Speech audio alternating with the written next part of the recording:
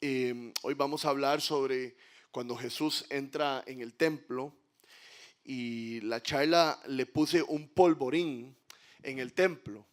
Me puse a buscar en el diccionario qué significa polvorín y dice que es un lugar, un edificio donde se almacena pólvora y se almacenan metales. Pero yo dije, esto no es el polvorín que yo conozco. Yo no sé usted, creo que la mayoría de ustedes usa la palabra polvorín y parecido a mí. Un polvorín es cuando hay una conmoción, cuando se arma un desmadre de repente. Eso es un polvorín para mí, por lo menos. Y esto es precisamente lo que pasa en el templo. Jesús entra al templo. Esta situación pasa dos veces. Cuando ustedes lean los evangelios, no crean que es solo una vez que ocurre. Son dos veces diferentes que Jesús entra al templo y arma un polvorín. Entonces vamos a estar estudiando esto. Jesús vuelca las mesas en el templo. Jesús echa a los cambiadores de monedas y libera a todos los animales que están ahí encerrados. Pero antes de empezar con el texto de hoy, quiero recordarles la enseñanza principal del texto anterior. La vez pasada estudiamos las bodas de Caná, y el verso 11 nos dice algo muy importante. Dice: después de que Jesús hace el milagro en las bodas, es la primera de sus señales y la hizo Jesús en Caná de Galilea. Así reveló su gloria y sus discípulos creyeron en él. Así Jesús reveló su gloria y una vez que reveló su gloria, sus discípulos creyeron en él. Y vean lo que dice el versículo 23 del texto que vamos a leer hoy, el 2:23, dice: mientras estaba en Jerusalén durante la fiesta de la Pascua, muchos creyeron en su nombre al ver las señales que hacía. Entonces, como podemos ver, Jesús andaba en una misión.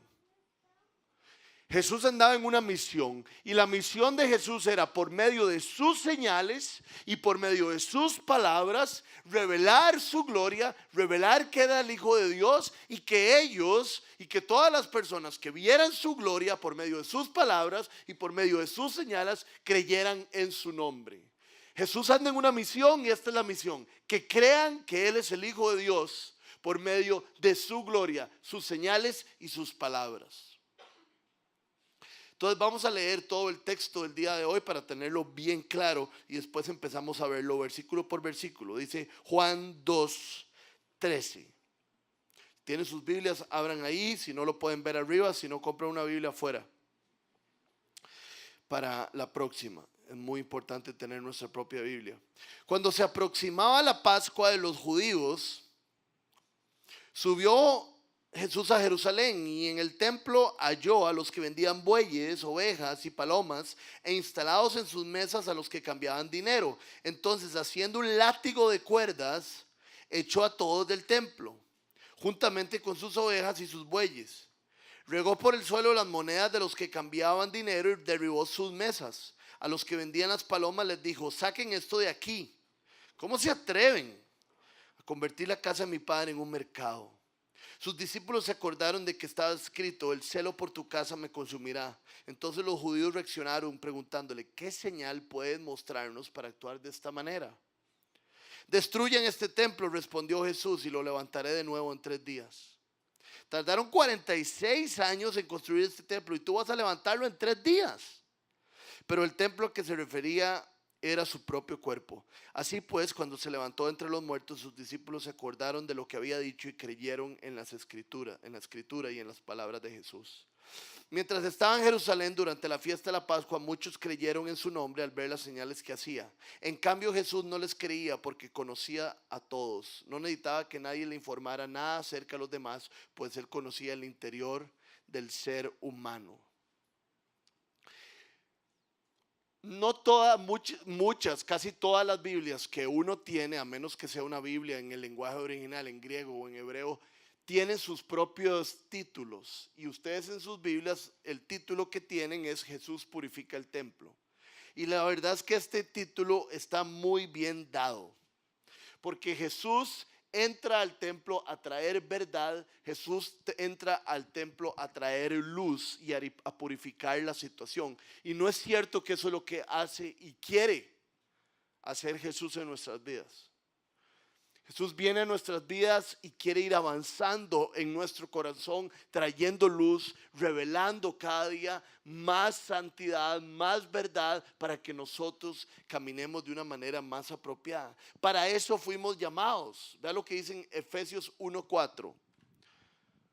Dios nos escogió en Él antes de la creación del mundo. ¿Y para qué nos escogió Dios?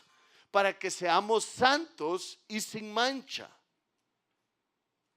Si Dios nos escogió a nosotros para creer en Él, fue con un propósito, para ser conformados a la imagen de su Hijo. Empecé a leer un libro que es muy bueno, se lo recomiendo, lo hemos vendido aquí, seguro vuelve en algún momento. Se llama El hueco en nuestra santidad. The Hole in Our Holiness en inglés. Y me gusta cómo empieza el autor. Se llama Kevin DeYoung. Si pueden leer algo de Kevin DeYoung, buenísimo. Y Kevin DeYoung dice, él es gringo. Entonces, no sé si sabían, ¿verdad? En Estados Unidos es muy dado, fuerte la cosa de acampar e ir al bosque, todo eso. Entonces este mae, Kevin DeYoung, es un nerdillo. Es un estudiante así muy, bueno, es un nerdillo. Y entonces él dice, nunca he entendido a todas las personas que van a acampar. Digamos, a mí nadie me enseñó acerca de acampar. Cuando yo estaba creciendo, no sé nada de hacer fuegos afuera, no sé nada de tiendas de campaña, no sé nada, digamos, no entiendo por qué esta gente es tan loca por ir a acampar. Yo no crecí con esto, no estoy acostumbrado, entonces bien por ellos, pero esto no tiene nada que ver conmigo. Y después de esto lo que él dijo fue lo siguiente. Es interesante cómo a veces la santidad es tratada de la misma manera por los cristianos. Yo no crecí con ese concepto, no crecí sin que nadie me dijera que yo tenía que buscar la santidad, entonces la verdad que no es algo que tiene que ver mucho conmigo, tal vez está bueno para otros que son un poco más radicales, pero para mí no. Y dice la Biblia que Dios nos escogió para ser santos. Es nuestro llamado y es a lo que tenemos que aspirar, es lo que Dios quiere de nosotros, es lo que su Espíritu pide. Uno de los teólogos más importantes que han existido en los últimos tiempos se llama J.I. Packer y dice que él ve tres evidencias, él ve tres evidencias en la sociedad actual en las que se demuestran que no buscamos la santidad. Dice la primera, no escuchamos charlas y no leemos muchos libros que hablen sobre la santidad.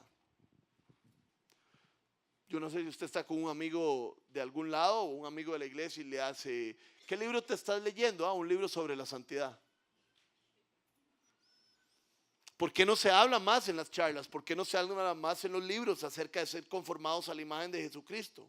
Otra razón que él dice es que no lo pedimos tanto en nuestros líderes cuando la Biblia habla sobre eso. Que los líderes de las iglesias deben buscar la santidad, que los líderes de la iglesia quieren parecerse menos al mundo, quieren parecerse menos a las costumbres del mundo y parecerse más a Dios y experimentar la vida que Dios tiene de nosotros. Inclusive J.I. Packer habla en el evangelismo. Dice el libro de Hebreos, sin santidad nadie verá a Dios. Me encanta esta frase. Escuchen, dice, la espiritualidad que yo quiero buscar, este es Kevin DeYoung hablando, y rescato para mi comunidad, él es un pastor, y yo la rescato también, es una espiritualidad que no está enfocada en experiencias espirituales, en perderse en una nube, en tirarse para atrás, o alguna cosa de esta. La espiritualidad que nosotros queremos buscar es la santidad, es ser más como Cristo y tener más su carácter.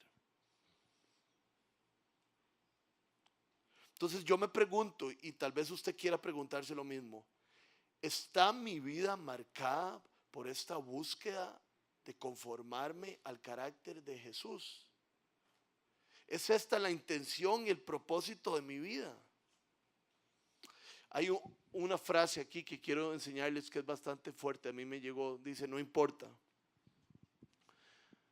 lo que digas, si vos no mostrás interés por Jesús y te entregás, si no mostrar interés por Jesús entregándote al pecado habitualmente, entonces el cielo no es tu hogar. ¿Cuál es la muestra de que Cristo ha cambiado mi vida de arriba para abajo? En que quiero ser cada día más como Él y quiero empezar a dejar cada día más mi viejo hombre. El libro de Efesios habla de una imagen lindísima, de quitarse el ropaje de la vieja naturaleza y ponerse una ropa nueva. Es nuestra búsqueda ponernos la ropa nueva que Cristo nos ofrece día con día. Eso es lo que busca hacer Jesús en el templo y eso es lo que busca hacer Jesús en nosotros, conformarnos a su imagen.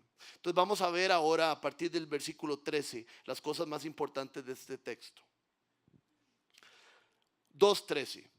Cuando se aproximaba la Pascua de los judíos, subió Jesús a Jerusalén.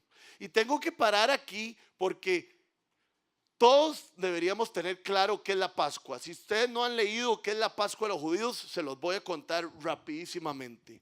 Los judíos, los israelitas, vivían en Egipto y cuando cambió el faraón varias veces ya no tenían la amistad del faraón. Entonces el faraón los empezó a subyugar porque eran una nación muy poderosa y eran muy inteligentes. Siguen siendo así. Y entonces ellos empezaron a clamar a Dios, Dios los escuchó y mandó a Moisés a liberarlos. Y Dios le dijo a Moisés, Moisés, vamos a atacar y vamos a liberar al pueblo a través de 10 plagas. Pero el corazón del faraón va a estar endurecido por mucho tiempo. Pero ¿cuál era el propósito de las plagas? El propósito de cada plaga era demostrarle a los egipcios que sus deidades, que lo que ellos idolatraban no era nada comparado con el poder del Dios verdadero. ¿Por qué? Porque cada plaga atacaba una deidad de Egipto. El río Nilo era algo que ellos adoraban. Entonces Dios les dice, yo puedo poner sangre en todo el río Nilo para que vean lo poderoso que soy.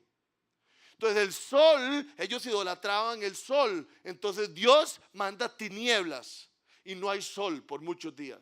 Entonces cada plaga es Dios demostrándole a los egipcios, yo soy el único Dios, el Dios verdadero, ¿verdad? Como la historia chivísima de las culebras, cuando está Moisés y tira la vara enfrente del faraón y la vara se hace una culebra.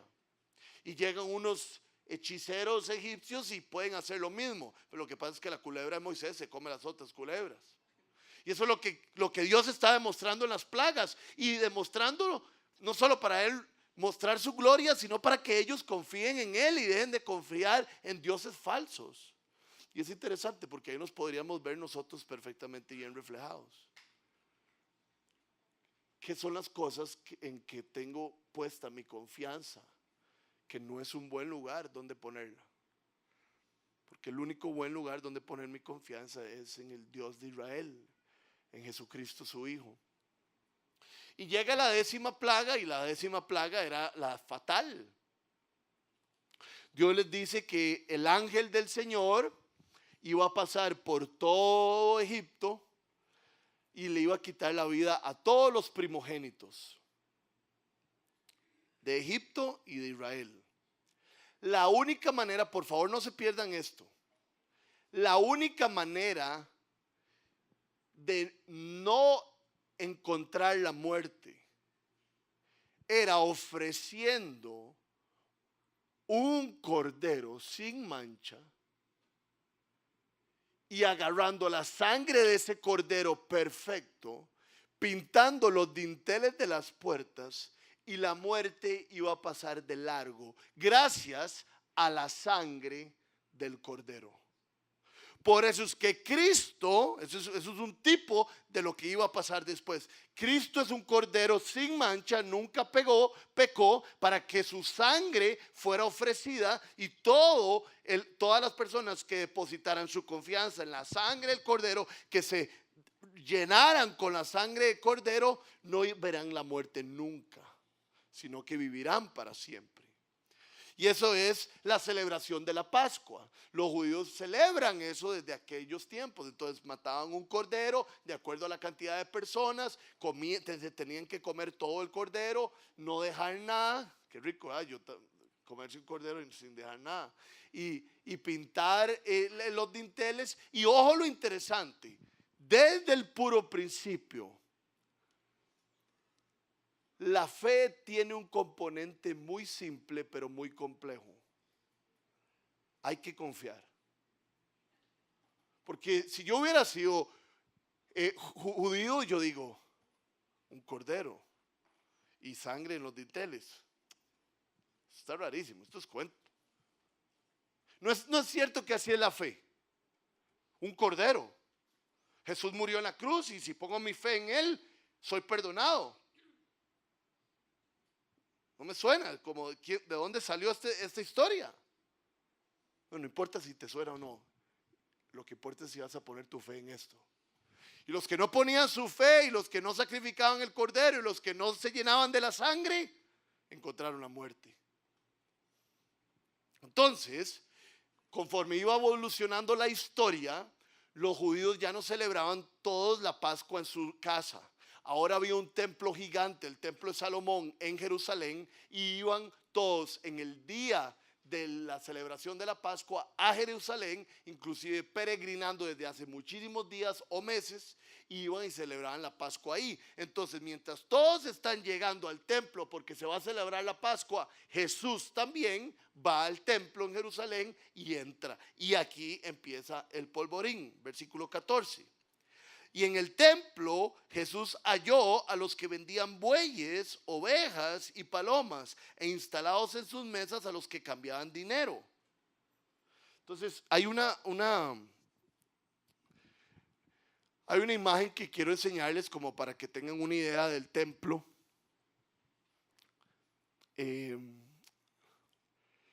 Para jugar yo también como si fuera un arquitecto. Este es el templo de Salomón, ¿verdad? Hay varios templos. El templo de Salomón fue derrocado y eso lo vamos a ver un poquito más tarde. Este es el templo que lo ponen, este es el templo, ¿verdad? Y lo ponen aquí en esta parte para demostrar todo lo que está alrededor del templo. Esto es muy interesante. Si se meten en internet y ponen el templo de Salomón, les va a salir alguna imagen parecida. Aquí van a poder ver todas las diferentes fuentes y cosas donde Jesús hizo varios milagros en Jerusalén. Pero esto es lo que nos interesa. Entonces, este es el lugar santísimo donde solo el sumo sacerdote entraba. Este es el lugar santo. Aquí estaban los demás sacerdotes. Aquí se ofrecían los sacrificios. Aquí estaban las fogatas en llamas y se presentaban los animales. Y todo esto era donde estaba todo el mundo. Había una corte que era la corte de las mujeres, donde solo las mujeres podían estar. Había una corte que estaban solo los gentiles y había una corte que estaban los judíos y todos los demás. Los que cambiaban monedas y vendían animales y todo, debían haber estado por aquí afuerita. Y no es tan raro que hayan estado ahí, ya les voy a explicar por qué. Pero estaban aquí metidos vendiendo todas esas cosas. Entonces imagínense que uno llegaba al templo y estaba una venta de bueyes, una venta de palomas, una venta de cambios de moneda y todo. No es tan raro que eso esté pasando ahí. Posiblemente muchos de ustedes lo sepan. Si yo necesito ir a Jerusalén a ofrecer un sacrificio, porque siempre Dios, el Dios de Israel, el Dios de Abraham, siempre para hacer paces con Él, para estar en buenos términos con Él, ha sido por medio del sacrificio. Por medio del ofrecimiento de la sangre de un animal. Solo que después fue por medio de la sangre del Hijo de Dios. Entonces, esta gente, si usted había gente que venía desde Italia a Jerusalén caminando.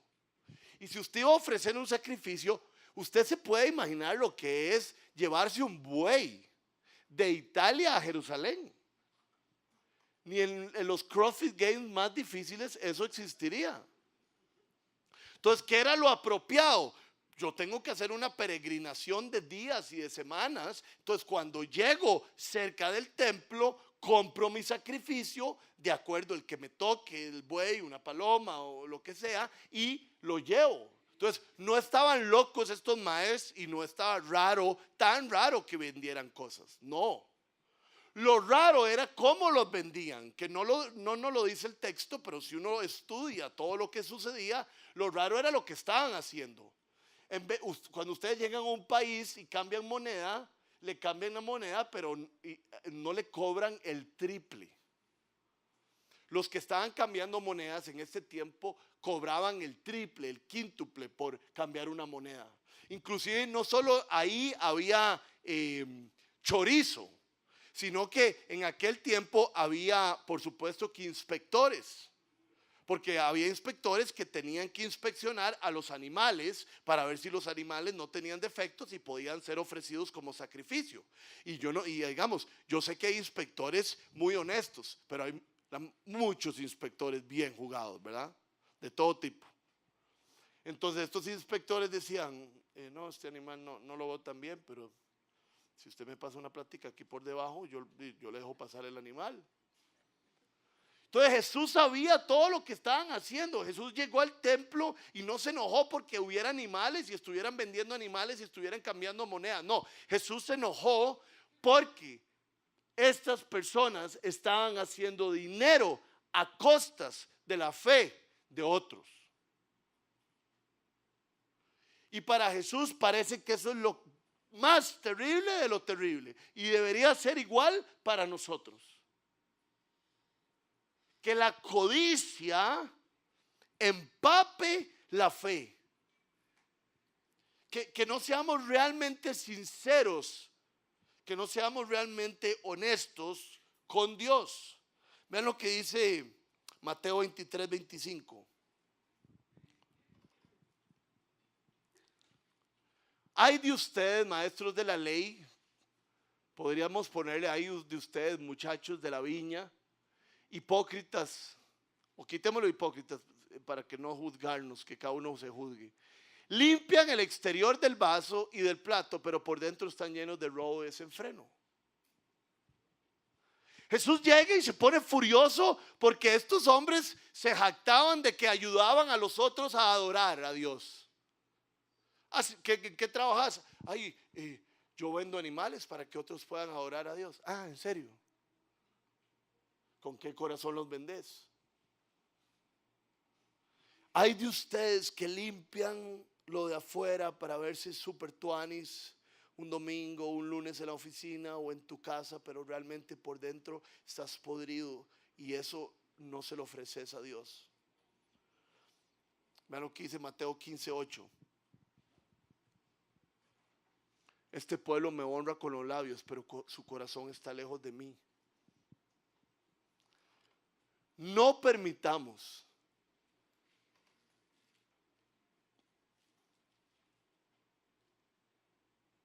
que el tiempo nos consuma y algo nos arrastre a ser hipócritas. Lo que habla la Biblia constantemente es vuélvanse a mí, vuélvanse a mí. Cuando habla de Job, que era un hombre increíble, dice, era un hombre apartado del mal. ¿Y qué quiere decir la Biblia con eso? Que veía el mal y se apartaba. Veía el mal y se apartaba. Y yo me pregunto, ¿es esa mi vida? ¿Es esa como yo vivo mi vida? Si me jalo una torta, rápidamente acudo a Dios y rápidamente le pido a Dios que me perdone y que me ayude a hacerlo mejor. O monto una fachada. Jesús odió la fachada que estaba montando esta gente. Versículo 16 dice: a los que vendían las palomas les dijo, saquen esto de aquí. ¿Cómo se atreven a convertir la casa de mi padre en un mercado? Y después dice, sus discípulos se acordaron de que estaba escrito, el celo por tu casa me consumirá. Yo no sé si lo dije, creo que sí. Yo posiblemente al principio de la charla dije que Jesús estaba bravo, Jesús estaba furioso. Ayer dije que Jesús estaba furioso, pero este versículo me corrige. Dice que Jesús estaba celoso, que es muy diferente. Celo es lo siguiente, es tener interés o diligencia, qué buena palabra, me encanta esta palabra, siempre me ha gustado. Interés o diligencia por algo. Entonces, si yo soy celoso por Saprissa, es que tengo un interés y una diligencia de saber del equipo, de ver el partido, de que porque me guste. Pero Jesús tenía un celo divino, tenía un celo por Dios, tenía un interés y una diligencia porque la obra de Dios se hiciera y porque el reino de Dios viniera y porque las cosas se hicieran con claridad. Y entonces yo me pregunto, ¿tengo yo ese celo? Pucha, porque tener celo por Saprissa, tener celo por hacer deporte, tener celo por acampar, tener celo por Netflix, pero tener celo por las cosas de Dios, tener interés y diligencia, que las cosas sean rectas, que sean bonitas, que sean claras, que sean agradables. Esa es la vida que yo quiero y esa es la vida que Jesús me está modelando. Y le pregunto a usted, ¿por qué tiene usted celo? ¿Por qué lucha usted en su vida?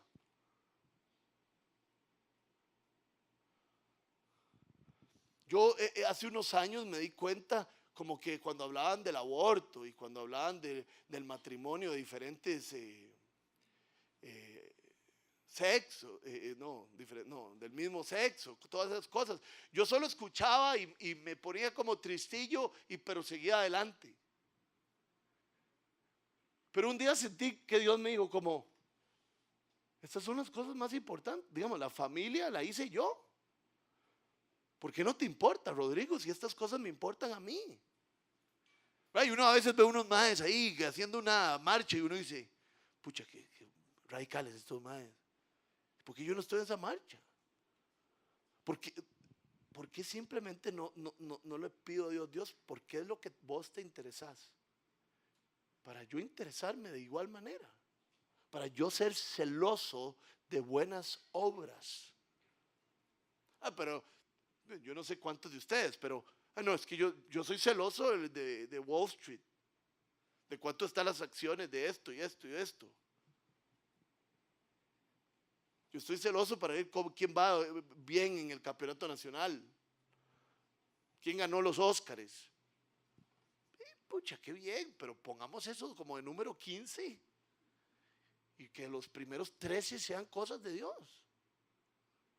Eso es lo que yo quiero y eso es lo que yo quiero en mi comunidad y eso es lo que Jesús nos está modelando.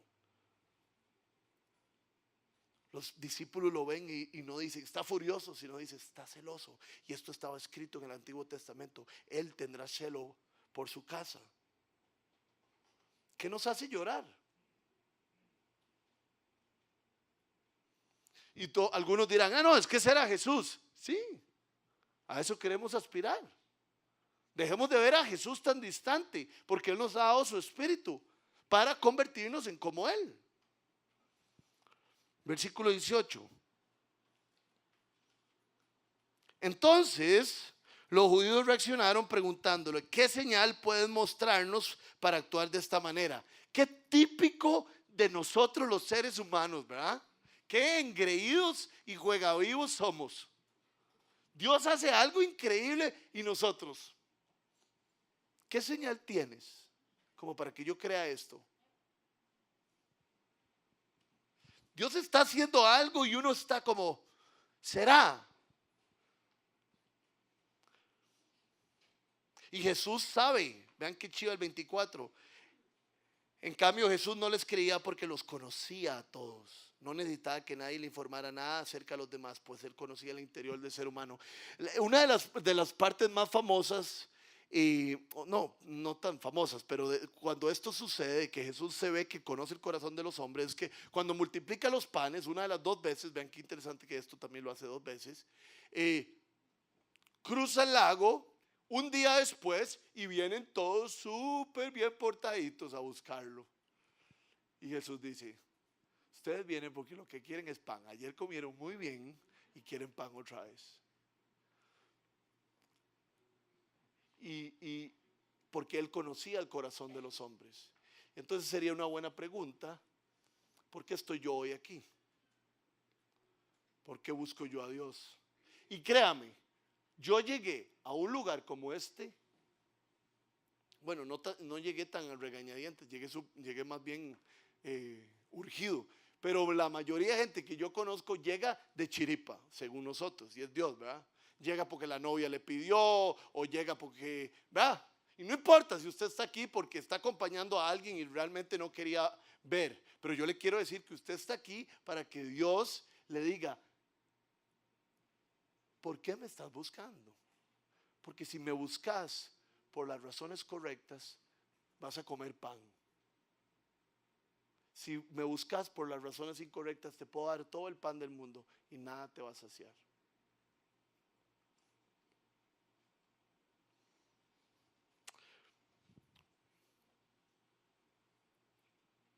Y terminamos del 19 al 22. Después de que ellos le piden qué señal va a dar, Jesús les dice, el 19, destruyan este templo, y ya sabemos dónde estaban hablando. Respondió Jesús, y lo levantaré de nuevo en 3 días. Y esta gente lo vuelve y le dice, este templo lo duraron construyendo 46 años. Dice Jonathan que eso es lo que va a durar la remodelación.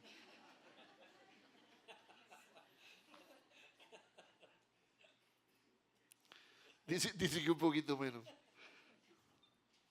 Y dice el 21, pero el templo al que se refería era su propio cuerpo. Así pues, cuando se levantó entre los muertos, sus discípulos se acordaron de lo que había dicho y creyeron en la escritura y en las palabras de Jesús. Y aquí esto lo aprendí, no crean que esto lo sabía así de ósmosis. Jesús da la respuesta, y yo creo que ustedes también lo habían notado, como en 3 niveles. Y hace esto continuamente. Ahorita llegamos a Juan 4, cuando toca a la mujer samaritana, ahí también lo hace. Jesús da la respuesta en 3 niveles, para que el que entiende, el que tiene oídos, que oiga. No todos tienen oídos, pero hay unos que sí tienen oídos. Entonces Jesús tira las respuestas para ver los 3 niveles del que va a escuchar. Y entonces les dice, ustedes no necesitan señales, porque ya les he dado suficientes. Pero digamos que les daría una señal. Ustedes pueden destruir este lugar y yo lo voy a construir en 3 días. Y lo que está diciendo, se está refiriendo a su propio templo, pero está diciendo a su propio cuerpo, pero está diciendo 3 cosas en 3 niveles. Lo que le está diciendo de primero es, si ustedes se siguen portando así como se han portado, Dios va a traer juicio sobre esta nación, como lo ha hecho muchas veces, y este templo gigante en el que estamos lo van a derribar. Y así fue. Los romanos llegaron años después y lo derribaron.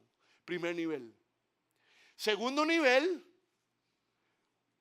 como ustedes y nosotros también se portan así, como ustedes son tan engreídos y como a ustedes no les gusta la verdad, yo voy a tener que morir. Este templo va a tener que ser destruido para ustedes, para salvación de ustedes. Y el tercer nivel es, va a haber un lugar y un momento donde ustedes ya no van a tener que ir a ningún templo, porque yo soy el templo. La adoración va a ser a Jesús. Pero Jesús tira esos 3 niveles y cae en diferentes lugares. No todo el mundo entiende.